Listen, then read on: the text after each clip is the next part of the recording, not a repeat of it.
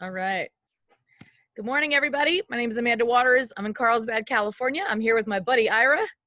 Ira Childress, Gulliver Prep, Miami, Florida. And we're excited. I think this is our 12th week of doing this, and the calls have been great.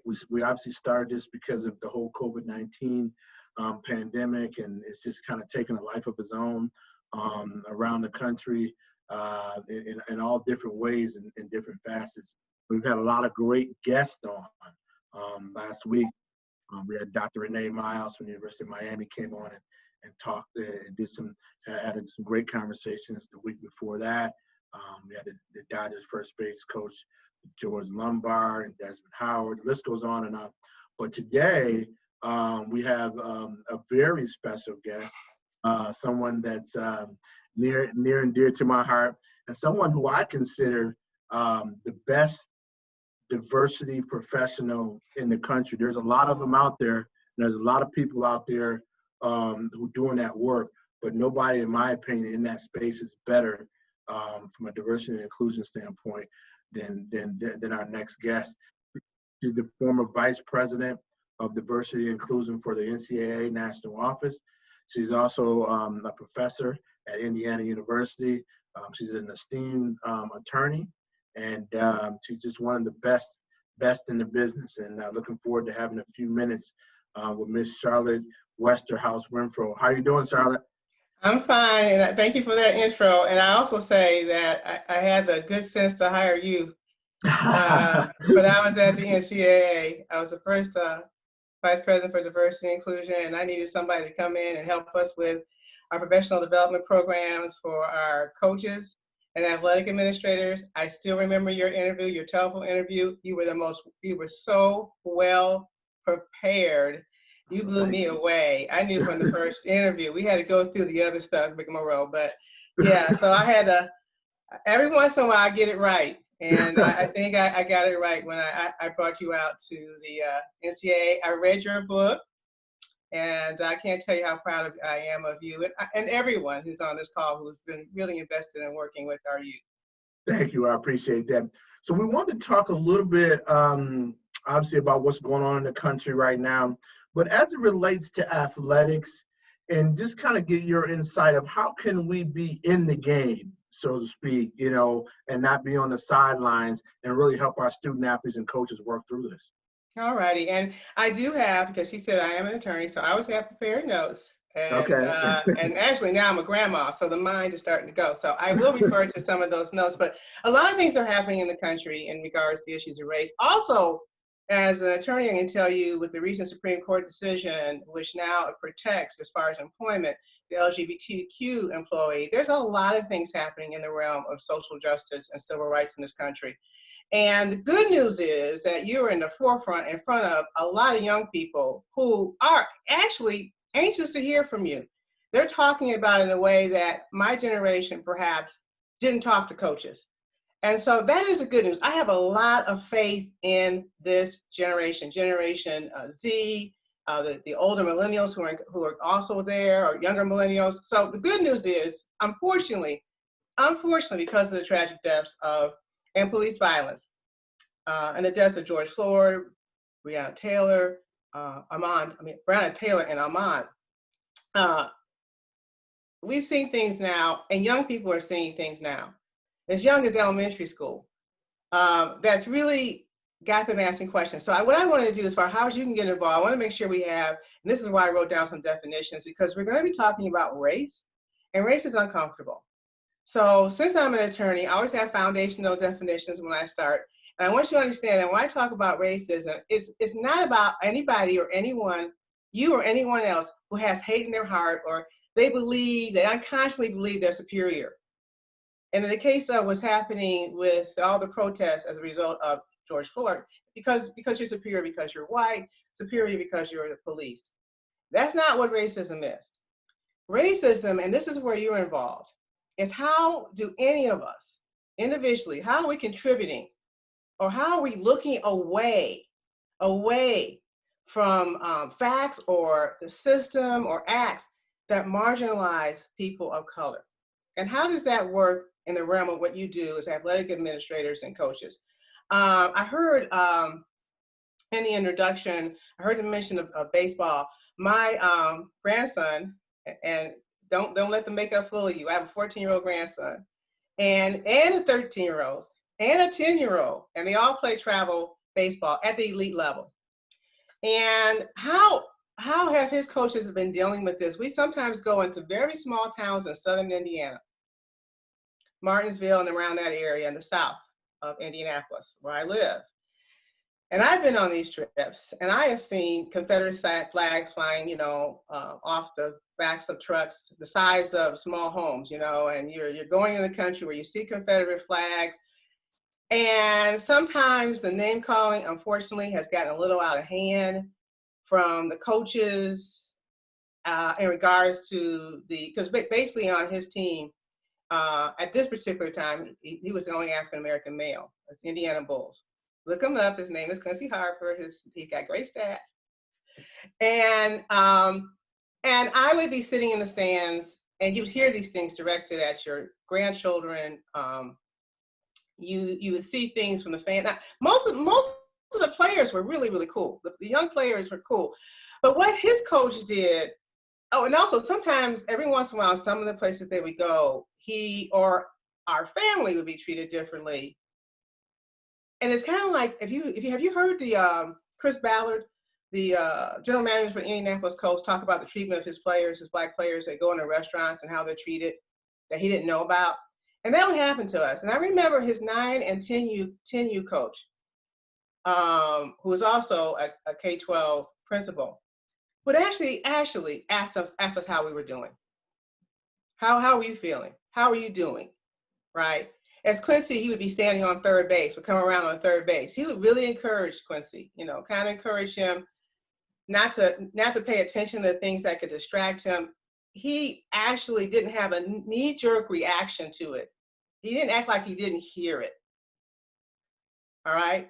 He assured us because, you know, we're emotive and we're sticking up. You know, I don't know about you mama bears and papa bears for your kids, but he realized how much we wanted to stick up. And he wanted to be an example of being there and not just ignoring it, acting like it didn't happen, like he didn't hear it, and making sure we felt comfortable. And he talked to some of the parents, especially assistant coaches at that age were all parents. And they would gather around us at the game, make sure we were seated. I mean, we were not sitting on the other side of the bleachers by ourselves. They knew that anything happened with Quincy, it was happening to them. And it was uncomfortable.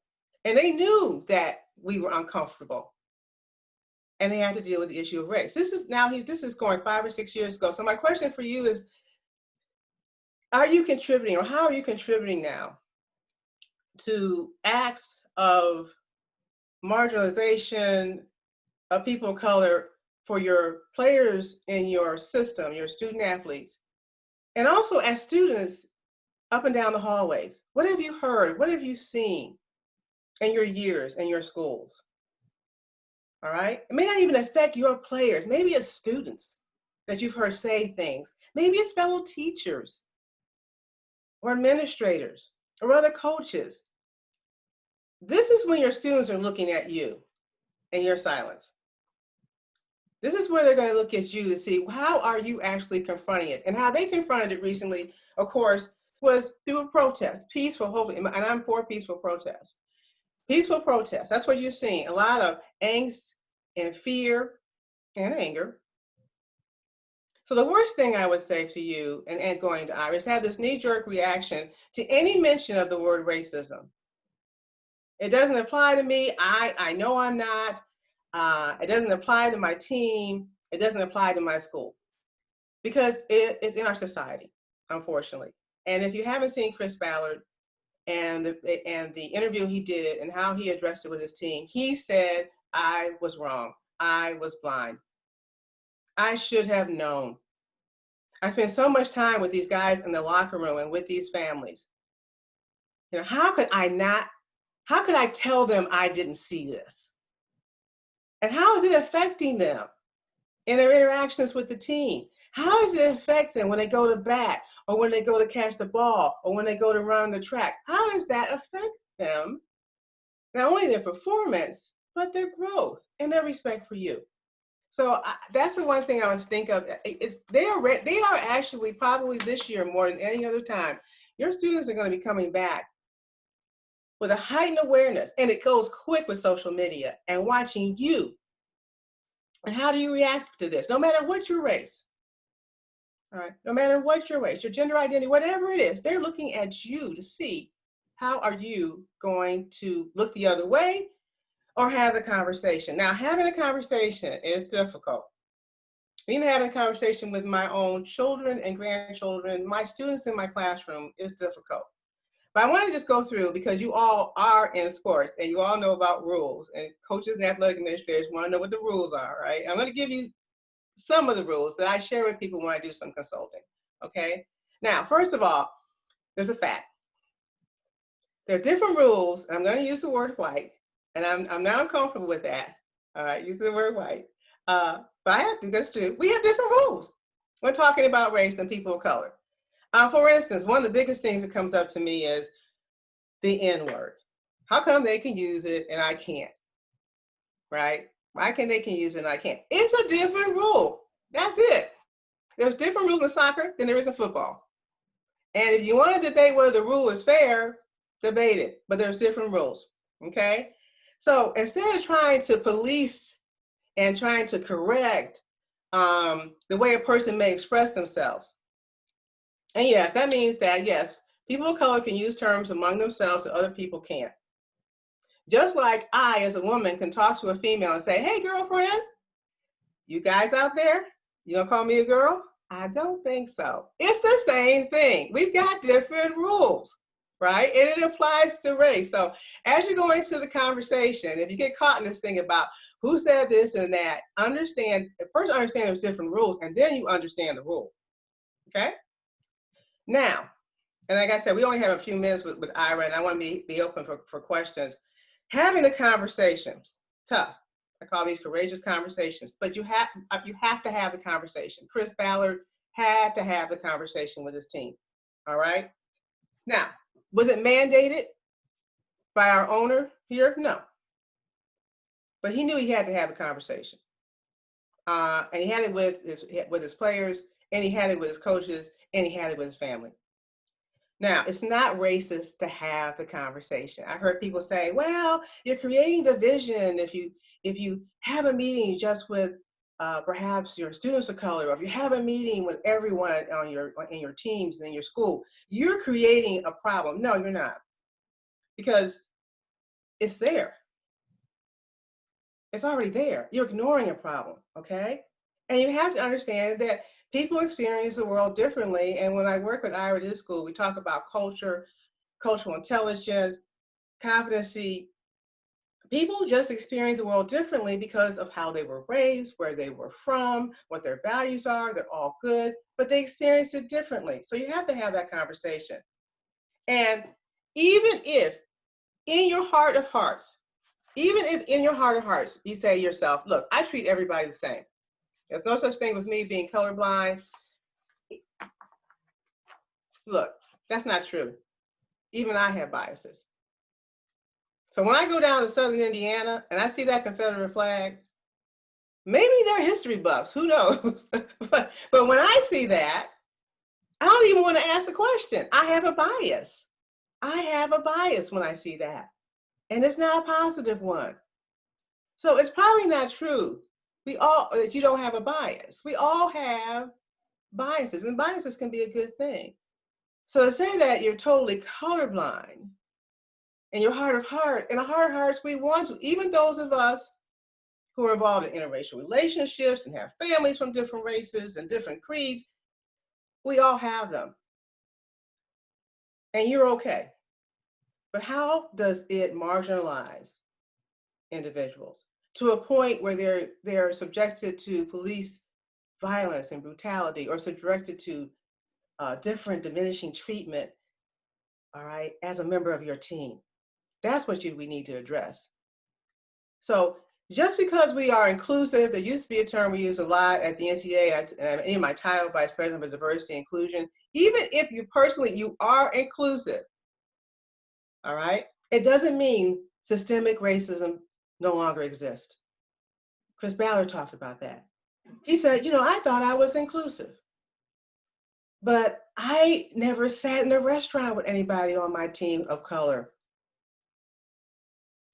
I'm inclusive in the locker room, so I'm missing a lot. So that means I have to have a conversation to find out what's going on with my team, especially in the aftermath of the latest George Floyd and other unfortunate individuals who died at the hands of police. Okay? Now,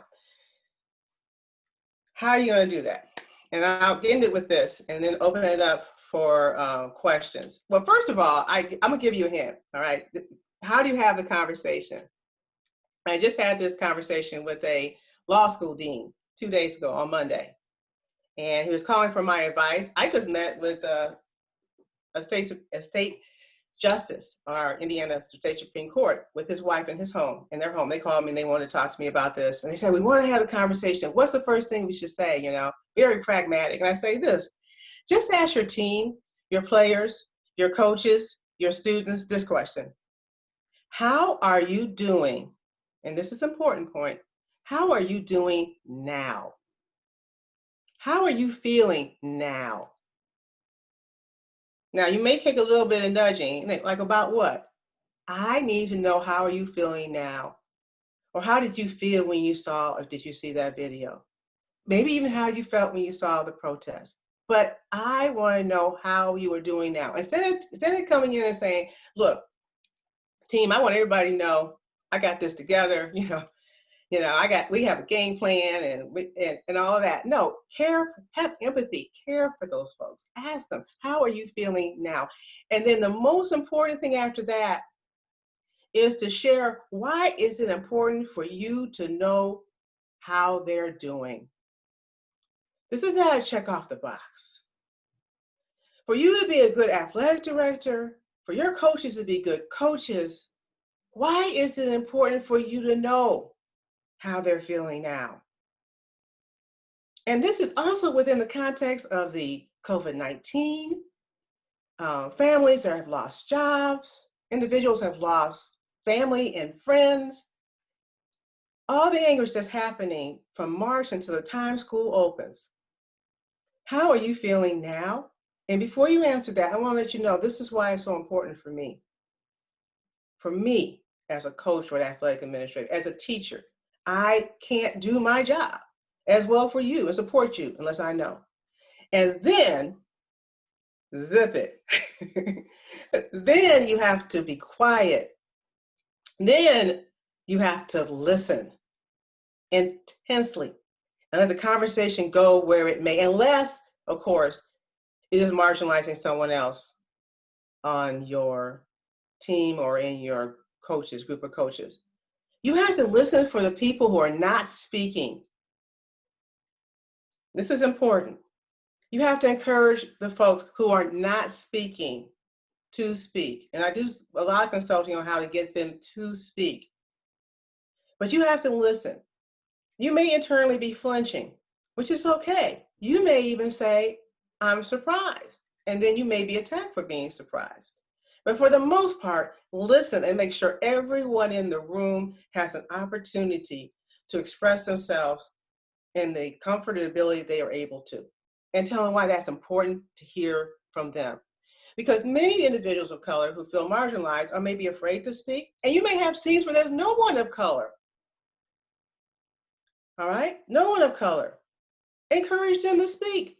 Because one of the things that really impressed me with this latest round of protests and marches, there were people of every race, hue, and color.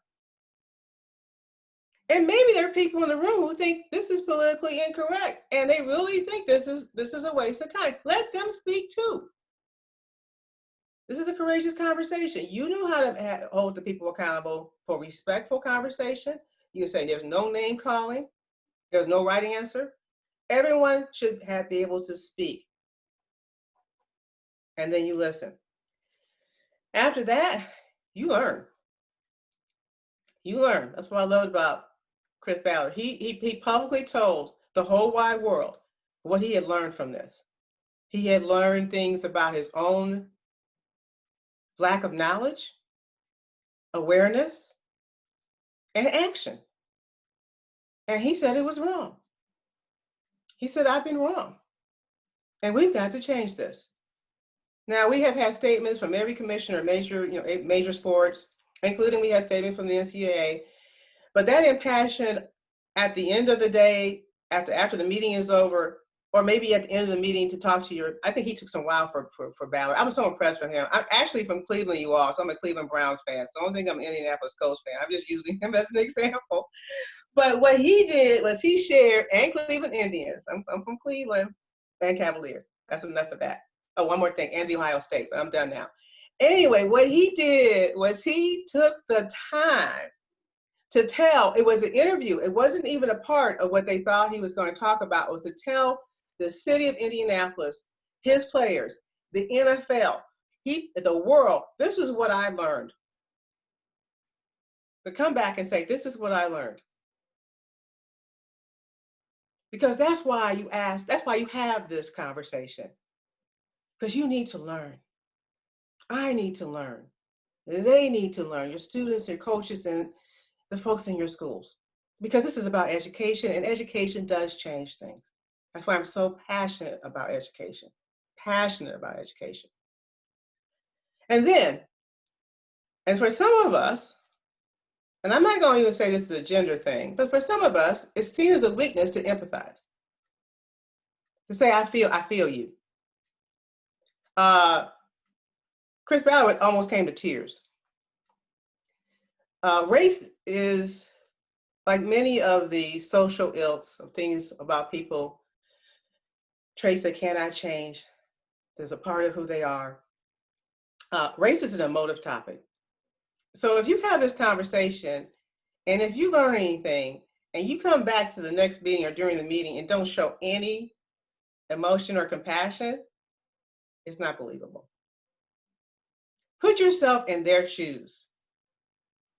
Believe me, when I've been with my grandson to some of these games, when someone calls him, mostly what they call him, he's been called the N-word, but when they call him a monkey or something of that sort, his whole team suffers. All those young boys actually do a better job putting themselves in his shoes than some of the parents and the coaches. What harm can that do as far as the development of a student athlete? The school spirit of your school. And understand that when this coming year, people are going to be taking a knee. If they say this is about police violence and police brutality, believe them. I'm a veteran, Air Force. My son recently retired as a commander from the Navy. He's a Naval Academy grad. He's flown 3 tours of duty in the Persian Gulf. One in Afghanistan right after 9/11 in the Persian Gulf. We're very patriotic, extremely patriotic. But if he takes a knee, I'm for it. Because it's about not disrespecting the flag. It's about trying to show at a time and almost reverence for our country that something needs to change in regards to what happens. And understand, as a mom of a child of color, 2 children, 7 grandkids, every single day I wake up afraid. Every day. Every single day. That someone's gonna mistake my grandson or granddaughter's middle school indignation for an act of violence that'll scare a police officer to a point that hurt him. Every day I wake up like that. You all were teenagers. You all did some stuff you all probably shouldn't have said or done, right? And I wonder, will he be treated the same way? That's real. And yet, we have hope. And we have hope mostly at this age in you and our schools. They spend more time with you than they spend with us. So if you're going to change the future police officers of our country, it's going to start in your schools. That's why I really am passionate about this. And then finally, the last thing, as you listen, learn, empathize, and relate, listen, learn, empathize, and then relate as much as you can. You can't walk in my shoes. If you're a guy, you've never had a baby. And so when a woman tells you it hurts, we ain't playing. But you relate. In some ways, you can try to relate to fear, anxiety, just like you do when you relate. When you win a championship, it feels like you won a championship, right? And you didn't even play.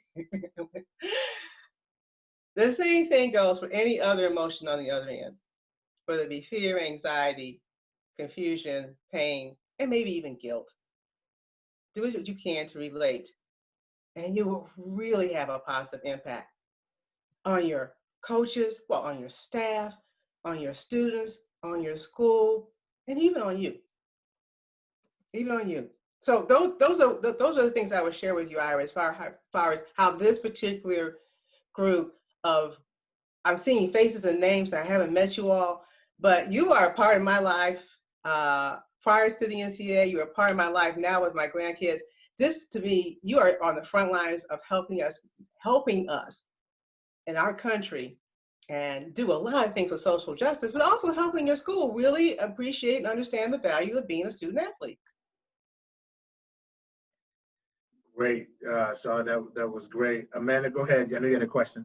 I do. Charlotte, first, thanks so much for joining us. I sincerely appreciate you being here. And, you know, it's interesting. I hear what you say, and you're right. We, you know, as a white person myself, I can't walk in your shoes. I can't walk in Ira's shoes. But I can tell you that I'd walk right alongside you, and I would stick up for you the whole time. And I think if you ask my student athletes, they'd say the same. You know, I try to make sure that I'm aware of where they are. I'm aware of when we travel. I'm aware of reactions that they get. And they know that I have no problem saying what I think at most times, which is good and bad, right, Ira?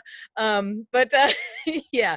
But I'll tell you this. I think the most important thing as a white person is we can't ignore it.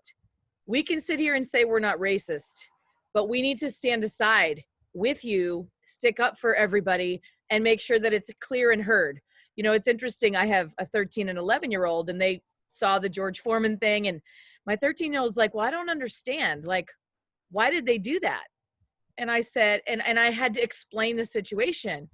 And he's like, well, that's not fair. And I said, well, I agree with you. And I said, well, how do we change that? And he said, I'm never going to let it happen when it's around me. And for me, as a parent, that's what we need. We need our kids to know it's not okay. We need our kids to know they've got to stick up for people. And that's what we need to know as far as a white person, because we're never going to be able to stand in your shoes. You know, and I said this story last week. You know, I had a friend of mine, we were driving in a car. He got pulled over. He was black, and the officer pulled him over for no reason. And come to find out, I actually knew the officer. And I said, what are you doing? Like, why are you pulling us over? And he's like, oh, hey, Amanda. And I'm like, why did you pull us over? Because he was a black man driving a nice car. And I'm like, that's not okay. I'm like, you need to go back and reevaluate what you're doing. And this was in the state of Maine, because that's where I'm from. So there are things as white people that we can do to help stop some of this. And you're right. I think it's way more prevalent than we expected. After the George Foreman thing, we've seen tons of videos come out now of other people and things happening across the country. And I have to say, I was very proud to see a lot of mixed races and colors out there protesting, because that's what it's all about. And I'm hoping, you know, I'm the hope too. I'm hoping this will start some serious change. And again, I think Ira and I have talked about it even in these meetings. What can we do to change change what we have going on in our schools? What can we do to make sure that when we say inclusion, we actually mean it? We're not just saying it. I'll tell you one of the questions we have, because I'm going to go through the chat real quick. Sorry, that was my personal take. Thank you. So understanding the different rules. And Michael Gross from San Diego asks, when it comes to the N-word, my kids and my students want to know why, and it's hard to explain the why, but why is it different for both? And my response to that, and I'm sure, you'll touch on it too, is it means something different for both. And to let me know what you think about that, Charlotte. And it means something different. This is very difficult. I'm not a big N-word fan myself, even though I like rap music. I'm not a real big fan of it, although I can say among some of my students and others, my daughter is a middle school principal. It's very popular among African Americans. And if you're really cool and you're white, maybe you can use it with some of your friends. So I'm not a big proponent. It is just, it's different. And that's what I'm saying. Trying to explain that it's different. Sometimes it's trying to explain to when your children are toddlers why, you know, why hot French fries are different than a hot stove. I mean, it's just different. And you have to, first of all, you should individually talk to a person and find out if it's different or not, to have that conversation. And if I don't have that conversation with someone about the N-word, I'm not going to actually use it. If I see two African Americans using it, and typically I see sometimes in the hallways they use it, they'll see the look on my face and automatically they'll know, because I'm in the position of being a professor, I'm not down with it. We'll have a question. It's historical for me. I've lost a great uncle who was lynched and back in the South, and it brings that up. And this is not a rap song for me. And when I explain, this is where we talk about cultural competency, the generational difference, the values, and all of that. They go, "We get you, Professor Westerhouse Renfro," or Professor W. They call me. "We get you." And so it is extremely confusing. I will tell you this though, I've never seen it used in the context of on the field of sports where people think it's a rap song. That's where people seem to understand there's a huge difference. So just like when a person calls me a girlfriend and a person calls me a girl, or one of my relatives call me honey, but I hear it in the department store, it is contextual. It is different. And we can spend a lot of times trying to make sure we say the right thing. And it's important, the speech is important, all right? Names are important. I say names are the porch to people's souls. But I always tell folks this, it's always not what you say, it's how people treat you. Mm-hmm.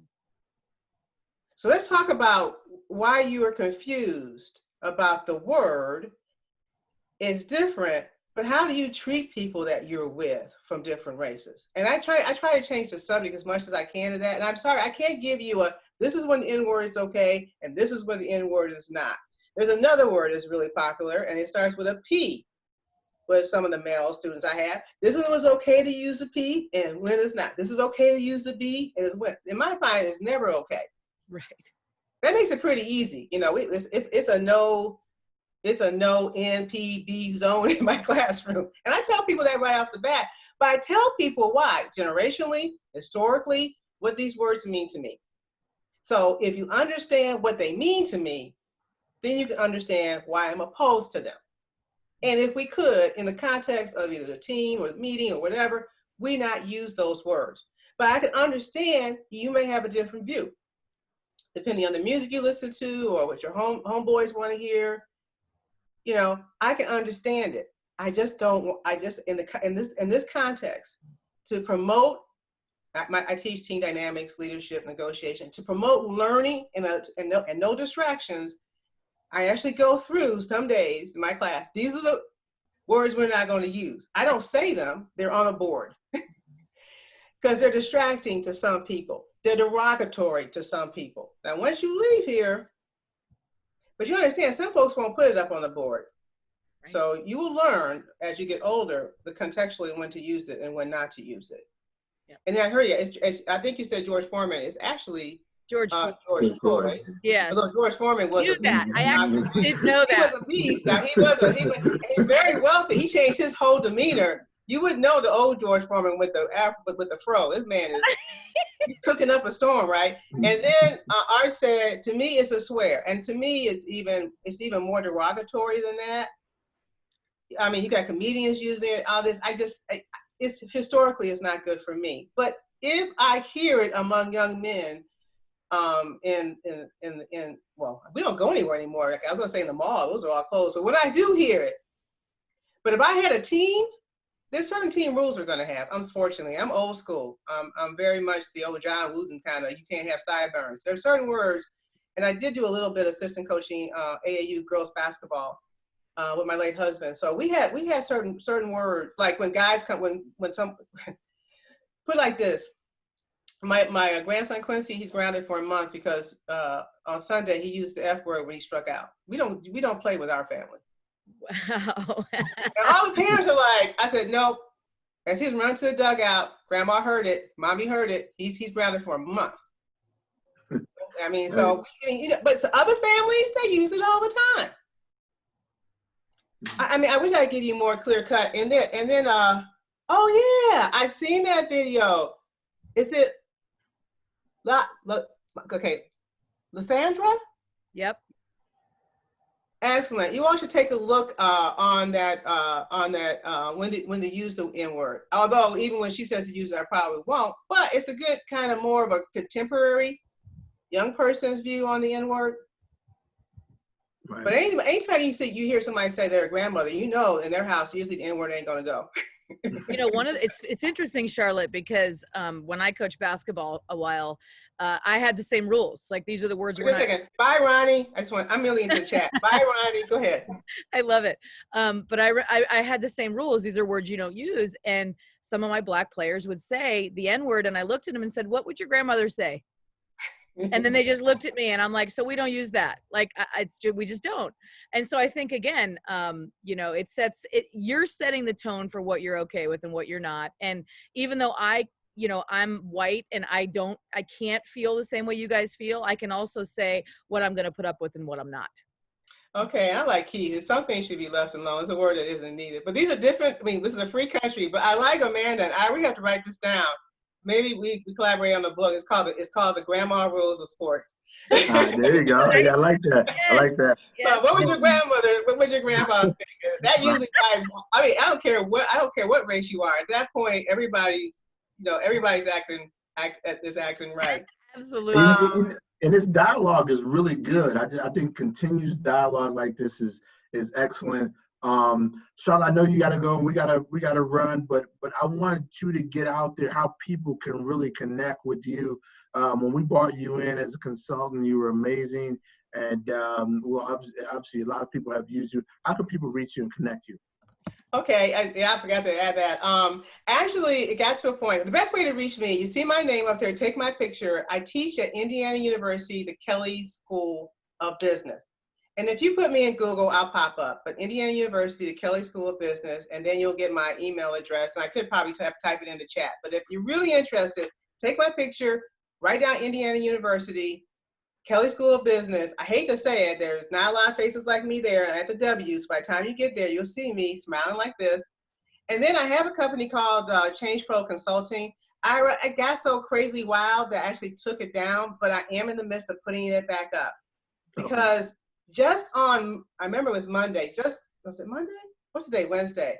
It was yesterday, 8-hour span period. I got 5 calls for people who really want some help in regards to work on implicit bias, cultural competency. So I think the best way to get a hold of me until I get my website back up, because it was just getting kind of crazy there.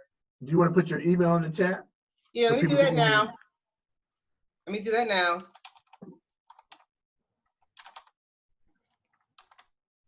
UPUI.edu. And then I better put my name too. Yep. And it's long, sorry about that. But that's probably about the most contemporary thing I did was make sure I use a hyphen in my name.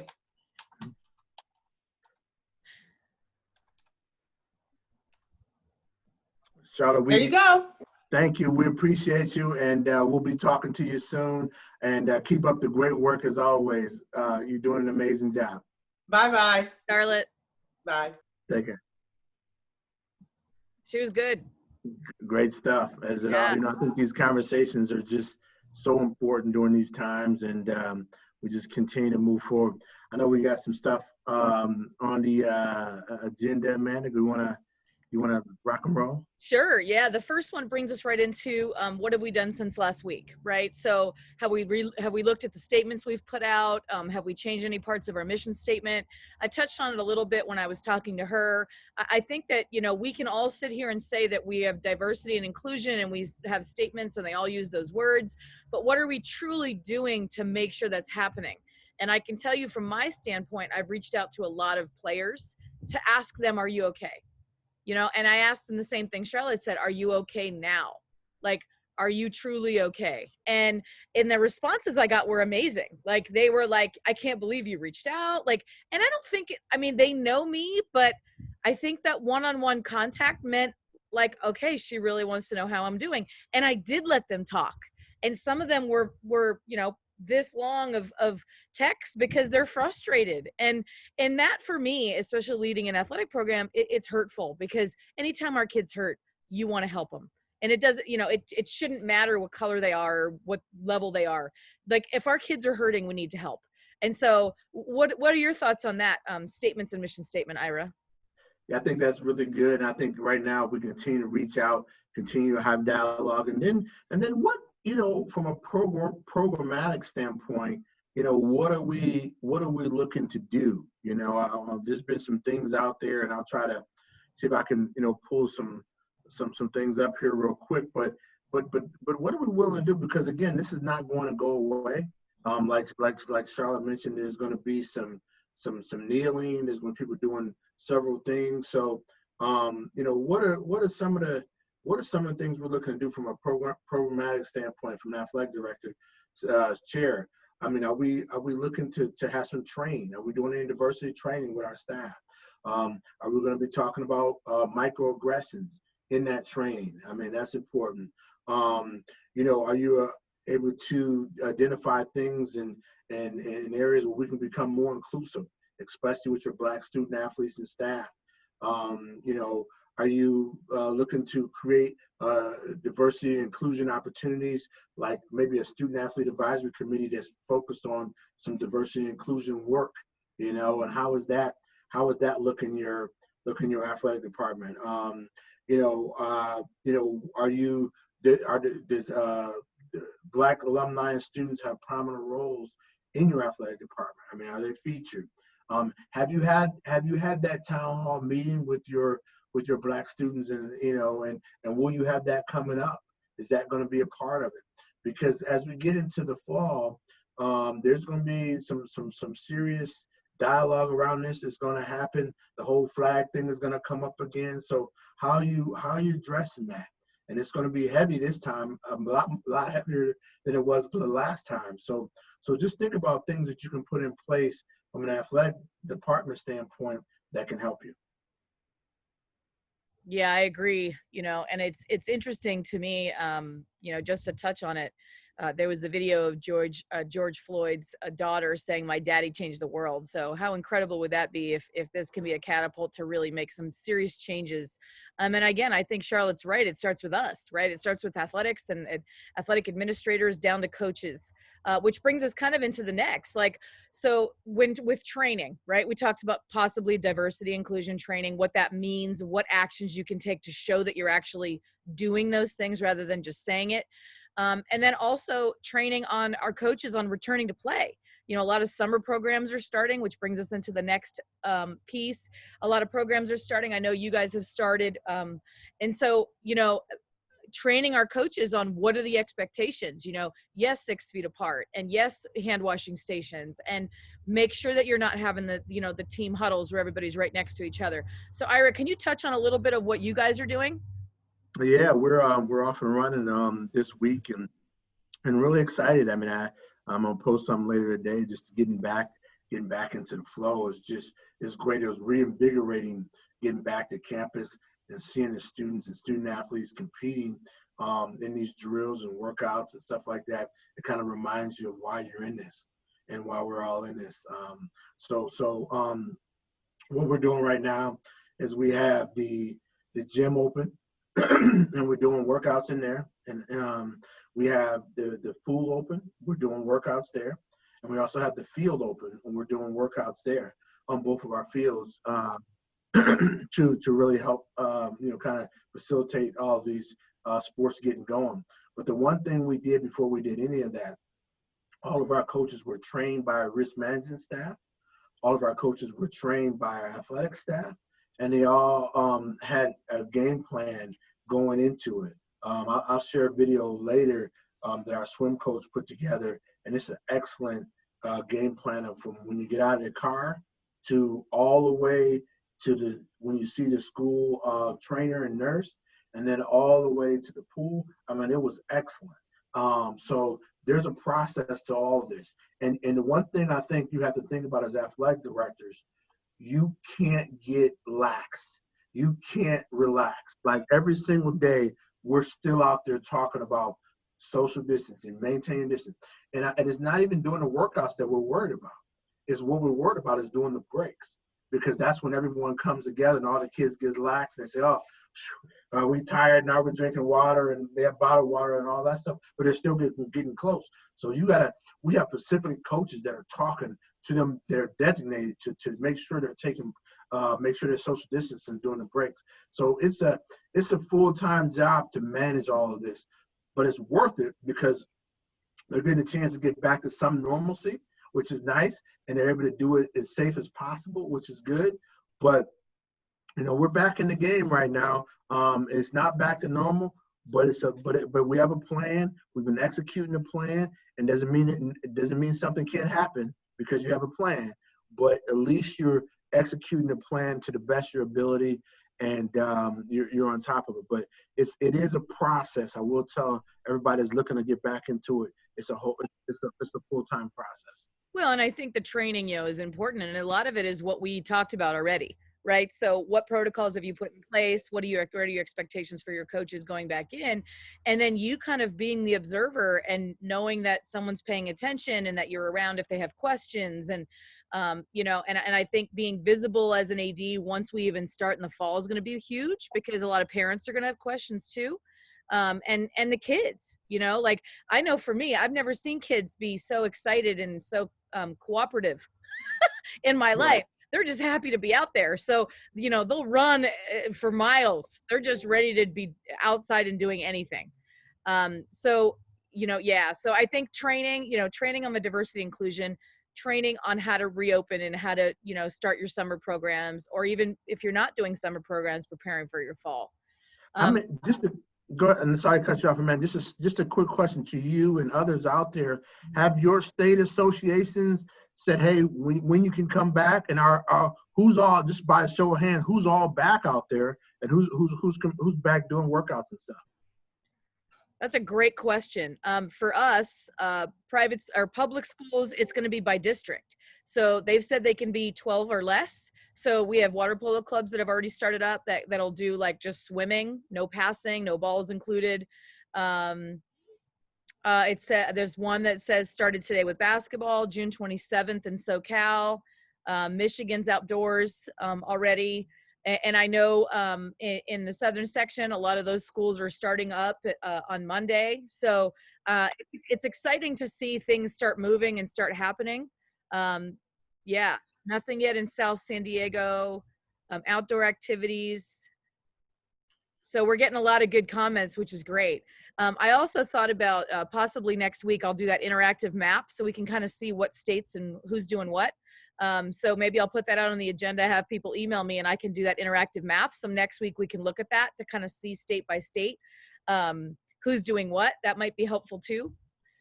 We do have some hot topics, Ira, we should probably get to. We have about 10 minutes left. The first one is, I have two questions that were sent in.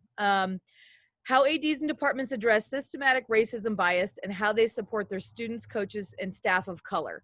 And I think part of that we touched on with communication, asking how they're doing, coming up with mission statements, and not just using the words, but actually showing that you're supportive and reaching out. What's your thought on those, Ira? Yeah, I mean, I think everyone has to do their part in, and but people have to see action. What's your action plan? I mean, once fall gets here and students get back, we will have a action plan around diversity. We're working on it right now, but we want to roll it out. When we roll it out, it's going to be rolled out from a school-wide standpoint, and also from an athletic department standpoint. And it's going to be really strong, and it's going to be really good. And it's going to have a strong message. It's going to have some teeth. It's going to have some action steps. Mm-hmm. I think one thing, just putting out a statement, everybody can do that for social media, but what teeth are with that statement? So I think that's how you can fight systematic racism, by putting a program in place to help. We all can't stop it, obviously, we know that, but we can do our part in our corner of the world. Yeah, and we can be part of the solution, not part of the problem. And that's the biggest thing to say, is be part of the solution. The next question is, what do ADs incorporate into a student's experience to address racism and to support them? And again, I think, again, like you said, that's going to be planning, right? Like planning, what does that diversity inclusion mean to your athletic department? Does that mean you have team meetings where people can speak freely and say how they feel? Do you have separate, groups on campus where your Black students have a chance to voice what they think? And this is what's happening. And a lot of times you hear different things when you ask a kid directly than you would if you ask them in a group. Like having one-on-one conversations to really truly know how they feel. So what's your thought on that, Ira? Yeah, I think dialogue is important. We kind of talked about that a little bit earlier, but I think that having that continuous dialogue is important to, and being able to have real conversations, kind of like we did today.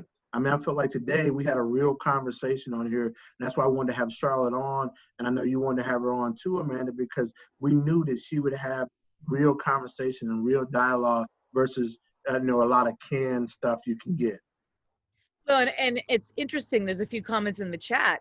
You're right. I mean, conversations at the admin level in most places are not happening yet. And I think as the head of the athletic departments, we have to make sure that they're understanding how important it is. I know communications I've had with my admin are, do we have funds to have diversity inclusion training for our coaching staff?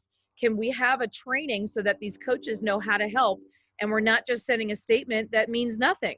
Or we think it means something great, but we're not doing anything about it. So, I agree. I think that you have to keep letting your admin know, hey, we really need to make sure we're staying on top of this. We can't put out a statement and then do nothing or change nothing. Right, definitely. Yeah, did you have another topic there? Nope, that is it that I Was have. that the The only last thing was college recruiting. You and I have spoke about that a little bit. It is still happening. Kids are signing. I had a kid last week, and I'm sure you do as well. So yeah, I mean, I think that, again, using the tools we put on the nationaladresource.com website has really helped a lot of people, especially with emails and communicating with them during all of this. They want to hear from your student athletes, and so they got to sell themselves. Yeah, I think that's important. Just selling yourself and being in constant contact with college coaches. And I would challenge all the ADs out there to develop a Rolodex of college coaches. Don't just rely on your coaches. You develop a Rolodex of college coaches that you can call in various of sports. That's one thing that I've been able to do over the years, is develop that. I know, Amanda, you have as well. I think that's very, very important. So continue to develop that as you go on. I will say one thing to everybody here. Please make sure, if there are topics and stuff that we're not touching on, feel free to email me or email Ira. We'll get those on the agenda. I know that obviously the diversion inclusion is a big deal, obviously restarting stuff. But we want to make sure that we're getting all the information that you guys want, and getting questions and answers to the things that you need. So please make sure that you can email me, awaterscbad@gmail.com. Follow me at Carlsbad AD. And then Ira, if you could give yours too. Yeah, CHIR at gulliverschools.org, or CHIR at gulliverschools.org. Gulliver_AD on Twitter, so you can catch me there as well. But yeah, we want to really touch and talk about all the topics that you want to. And next week we'll have another great special guest, and we'll really hit on some other topics. We'll probably move off to the diversity a little bit, and maybe hit on some more topics. But there, yeah, I think there's a lot of things out there that people want to talk about. We can definitely tackle them, and we're here for you. We know you're in your community maybe going through a tough time right now in terms of restarting, how to restart, how to get going. Parents calling you saying, "Hey, why are we practicing? Why are we working out? What's going on?" And we know that's out there, so we want to help you in any way we can, Amanda. Yeah, I agree. I may send out, there's a couple things in the chat talking about a COVID check-in. We could potentially do a type of a survey to see what people are doing, which is good. And then fundraising, I know that's another question. We could see how people are tackling fundraising. You know, I say it every week. It's kind of what I say, but you know, we're strong because we're athletic directors, but we are stronger together, and we're all here to help each other. You know, and I know that it's frustrating, especially when, you know, we've been working on this for 12 weeks and maybe your admin's still not allowing stuff, or however and whatever your frustrations are, but let's get through it together. It's going to make us stronger when we're out of this, and it's going to be better for our athletes. So that's all I got for you, Ira. Anything else from you?